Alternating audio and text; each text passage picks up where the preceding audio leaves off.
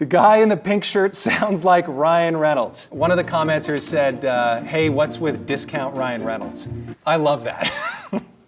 My name's Anna. I'm the senior food editor at Epicurious. Don't leave your meatballs alone. I'm Frank. I'm a professional chef at the Institute of Culinary Education. You probably know me as a level 3 chef. I work it into a volcano shape. I'm Mr. Pink Shirt Guy, and I'm a level 2 chef. Just kind of weasel my way around until it kind of pops a little bit. Lorenzo here. I'm a level 2 chef. Burger. Oh my Lord have mercy. And I'm Rose.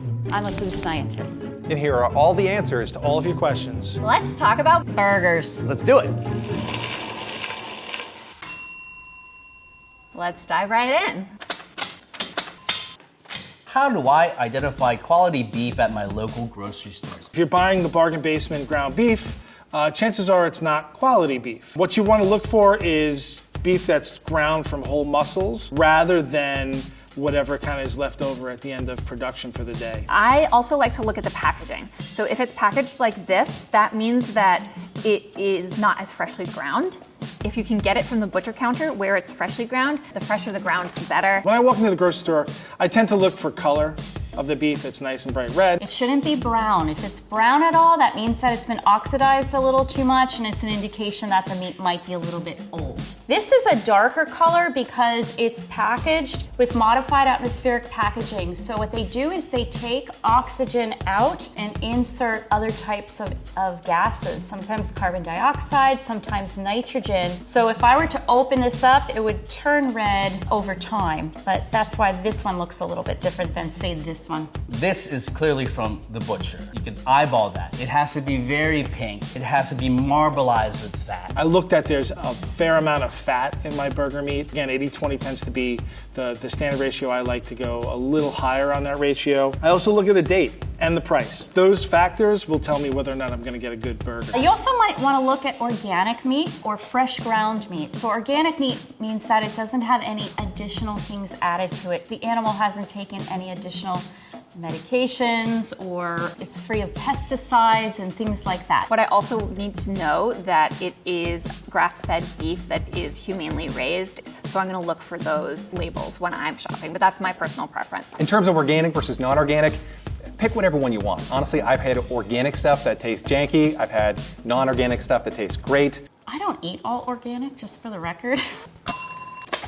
When forming meatballs or hamburger steaks, why do some people say that it's bad to add things like spices, egg, breadcrumbs, even if it helps the meat stick together better? Is it a texture problem? I like my hamburgers pure. Adding things like spices, eggs, and breadcrumbs, if you're making meatballs, that is important because you really need that ball to stay together. Most of the time when I make it, I just do meat and salt. I try not to over mash it because I don't want the, whatever it's called, myoglobin coming out and getting all the white nasties everywhere. It's just meat and salt, and that's it. I think adding things to beef for hamburgers makes it more like a meatloaf or a Salisbury steak. That's why when I make my hamburgers, I really don't put anything in it. But I want a hamburger, I don't want meatballs, right? I'm not making meatloaf. Some people add breadcrumbs because they retain moisture when you're baking, but I always think once you're adding breadcrumbs, it's not a hamburger anymore. It's more like a meatball. People used to add breadcrumbs to things because meat was scarce. And so the breadcrumbs were able to extend the meat to some extent, and it had that extra benefit of also being able to retain moisture. I would not add those things because you're diluting the beef taste that you really want from a good burger. To each his own. If you like to add those things into your burger, go for it.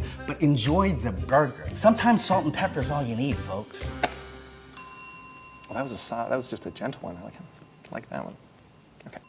All right, I've heard that salt should only be added to a steak after it is cooked and while it is resting. Number one, is this correct? And number two, if it is, shouldn't the same apply to beef burgers? No, salt should not be added after it's cooked. What's gonna happen to the salt after you cook the burger or the steak is that it's gonna have a crust on it, you're gonna put the salt on, the salt bounces off. You should add your salt to a steak or to a burger before you cook it. I use kosher salt for all of my seasoning. And all of our Epicurious recipes are developed and tested with Diamond Crystal kosher salt. You should always salt your meat before you cook it. You can also salt it after. In fact, you should do both. I salt it right when I get it home. I find that salting it and letting it sit in the fridge without any cover on it lets the salt penetrate. It actually makes it a little bit more moist. It kind of tenderizes it just a little tiny bit. Beef burgers are a little different. I would add the salt right before I form it into a patty. I think with ground beef, if you add salt too early, it starts to break it down a little too much, and I think it might fall apart a little more readily. But always salt your steak early and often. If you add salt to ground beef or raw beef, it's gonna immediately start drawing some moisture out. So it depends on how long you're salting prior to cooking. Really, that's the essence of that. Salting right after you cook is absolutely essential for burgers, for steaks, for any kind of meat. You've got to salt after it comes out of the heat because you're going to eat it right away, and that's when you get the most intense flavor profile. What would be some items to add raw hamburger besides seasonings, just to jazz up the flavor profile? If you buy good meat, you don't need to jazz it up. And if you want to jazz it up with the toppings. Get some jalapenos. But if you want to jazz up your burger, you can with anything you can find in your spice cabinet. Some paprika, maybe some chili powder, some onion powder. Garlic powder, cumin. Truffle if you're feeling rich. You can add maybe a little bit of barbecue sauce. That'll give a little bit of a zing to your burger. And some people like to stuff their burgers with cheese. That's another option that might work. I had to make a vegan burger before, and I said, you know what? Why don't I just add some of that stuff to my beef? It was delicious. Mushrooms, onions, black beans. Oh my goodness, Lord have mercy. At the very least, put salt in your burger. I'm eating a burger because I want to taste meat. So jazz it up with the toppings. That's where I would do it. This is funny. Could everyone please just say flavor rather than flavor profile? Sorry that some people are saying flavor profile and bothering you. Flavor profile. What are we, food scientists? I don't even know what to say about that. That's ridiculous. Well, that's Rose. Rose is a scientist. She deserves to say flavor profile. She can say whatever she wants. She's a lovely lady. I'll do my very best to try and do that. I don't have anything else to say about that. Okay, that's an easy one. Does Frank butcher his own cow? No, I don't butcher my own cow. I do make my own ground beef though, right? I like to grind my own meat because this way I get a burger that I know exactly what's in it. I don't grow the wheat for the buns. I don't butcher my own meat. I don't grow the tomatoes. For the most part, I buy that stuff. But I don't raise my own cow. Maybe one day though. A boy can dream. But what about resting the meat after cooking? Sure, you can rest the hamburger after cooking. For the most part, nobody takes the hamburger off the grill, puts on a bun, and eats it right away. And the amount of time that it takes to assemble your burger, you've pretty much rested the burger enough, okay? I'm gonna put it on my bun. Beautiful. So when you're cooking a steak, you really want to rest it after you cook it before you slice it. When you're making a hamburger though, you're not actually slicing it, so the concerns are different. You can. I don't think it matters too much with a burger. It's not like you're cutting into it and appreciating it in a steakhouse. It's a burger. It's important. When you take meat off of the heat source, it actually increases in temperature for a small amount of time, and that's called carryover cooking. When it's really hot, some of the cells are kind of contracted and water is squeezed out of those cells. When it cools slightly, water holding capacity is increased, so you're gonna get a more moist, plump burger. This is pretty much true about meats across the board. So you're gonna get maximum juiciness after you rest your meat for, in a case of a burger, maybe 10 minutes. If you seal it like I sealed it, remember I only used salt and pepper and then I seared it and it had a nice crust on both sides. That ensures the juiciness. You don't need to let it sit. Go for it, eat it. Oh, I hope we did not get that on tape. Is it safe to eat a burger that's still pink in the middle? For sure, I hope your burger is still pink in the middle. Assuming it hasn't been out for a few weeks, yeah, it's still safe. It's just like eating a medium rare steak. As long as you're comfortable about the butcher or the supermarket you get your meat from, it's perfectly fine. Don't buy the stuff that's on clearance, okay? No clearance burgers. Technically, no. You want to make sure that your beef has been cooked to 155 for 15 seconds, and that's according to the National Restaurant Association. You have a higher chance of foodborne illness from ground beef typically than you do from whole cuts of beef. Ground beef goes through more processing steps, and some of the pathogens or disease-causing microorganisms that are associated with foodborne illness. When you grind beef, you're increasing the surface area and exposing those potential pathogens to oxygen, as well as mixing in any of the pathogens that may have been on the outside of the meat to the internal parts as well. I just like it like that. Is it safe? I'm still here. I've been doing it forever. You'll live. All right. Are burgers considered as sandwiches, or are they their own type of food? This is tricky. It's kind of a philosophical question, isn't it? This is like a trick question, maybe. I mean, what constitutes a sandwich? I mean, sandwiches are such a wide category, but everybody has an idea of what a burger is. I think a burger is unique. A burger's not a sandwich. I think it's in its own category. Sandwich. It's between two pieces of bread. It's a sandwich. Oh, but now you're making me think. Now I'm almost going back on what I was thinking earlier. Well, technically it's a sandwich because it's served between two slices of bread. And often in restaurant menus, it's in the sandwich section. But categorize your food however you like. Because it is two bread-like substances wrapped around a center. I don't know. That's above my pay grade. I'm only a level 2 chef. I'd go with level 3 or above. Yes, it's a sandwich, and yes, it's its own type of food. Oh, God. You kind of broke my brain on that one. That made me sweat. That question made me sweat. Whoever asked that question. Next. What makes a good veggie burger? Well, that is 100% a matter of personal preference. Meat. Nothing makes a good veggie burger. I don't like veggie burgers. Goodbye. Good answer, Frank. If I'd never had one before, I would probably have said the same thing. I love veggie burgers. Black beans, delicious. Mushrooms, delicious. Onion, garlic, every mushroom in the book. Personally, I really like a black bean burger, and there is a recipe on ba.com for black bean veggie burgers that uses almond butter in it, and it's really good. All right. What makes fast food hamburgers taste so different from homemade? Love. No, it's probably salt. Honestly, that's the only thing I can think of. The quality of ingredients they're using aren't as good. Whatever's the cheapest. They're not looking for quality, they're just looking for price. I just had a McDonald's before I got here. I'm not kidding you. I kid you not. I'll show you my receipt. Fast food burgers are fast, they're super thin, and many of them are made with a lower grade of meat. Different fast food restaurants use different mechanisms for cooking the burger, so some are gonna be fried, some are gonna be flame broiled, some are gonna be just on a griddle, so that makes a difference too. Most fast food hamburgers are actually smash burgers or like super thin patties that are cooked on a griddle. So they have that really like crispy exterior and they're usually not as thick, but you can mimic that result at home. We have a recipe on Epicurious.com for a smash burger.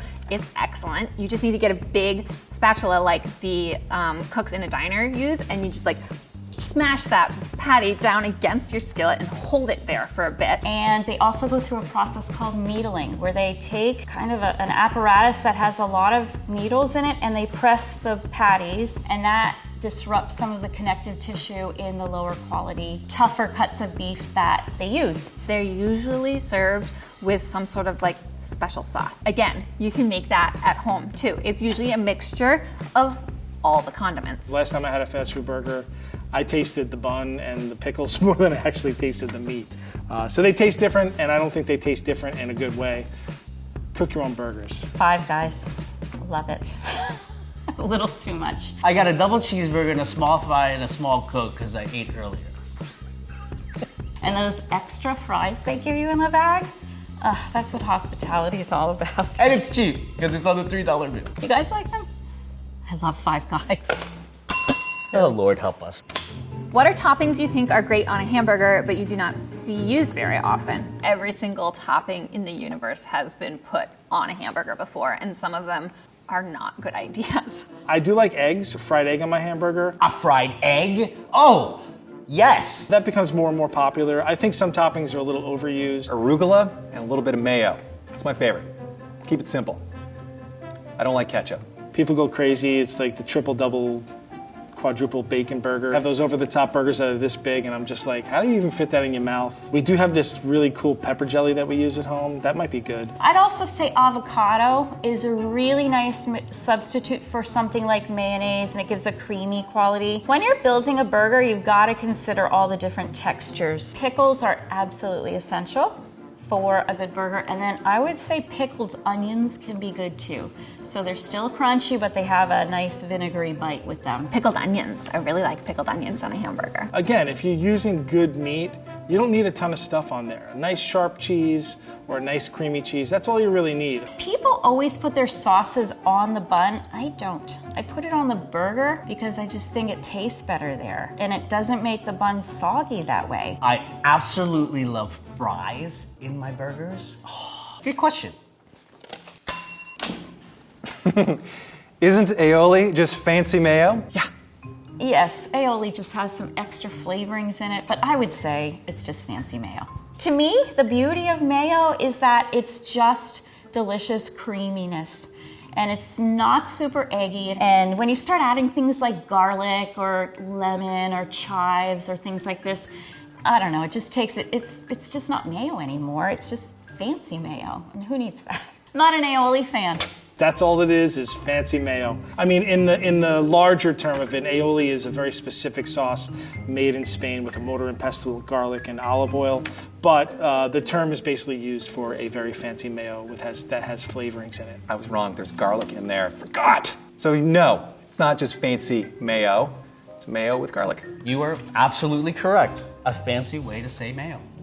What is the chef's best breakfast burger? I don't know what chef you're referring to, but I love the idea of breakfast burgers. I would go with a regular burger and maybe a fried egg, just a lightly fried egg on top so that you can cut it in half and that egg yolk just runs over everything. Oh, yeah. I actually love a burger for breakfast, brunch. Especially if I'm hungover. I can't say that I normally eat burgers for breakfast, but I would think that if I would, there would definitely be maybe some breakfast sausage on it, a fried egg, maybe a nice side of hash browns. I don't know, what would you guys put in a breakfast burger? Maple syrup? I don't think maple syrup on a burger would go all that well. A breakfast burger. I've heard of breakfast burritos, breakfast sandwiches, but remember, I'm in the burger is its own category camp. Believe it or not, like cheesesteak as breakfast with fries and egg. Oh my God. What else? Coleslaw? Yes, I say coleslaw. A big chunk of tomato. Oh my God. I like it with a fried egg on top and some cheese and some special sauce and some French fries on the side. Add a Bloody Mary, you're good to go. And that's Everything? Everything. Everything. Or, well, almost everything. That I know about burgers. Aw, who wants Lorenzo as their dad? You guys, I'm getting a little teary-eyed. I actually am. I'm getting teary-eyed. Very sweet. That's it. You got me.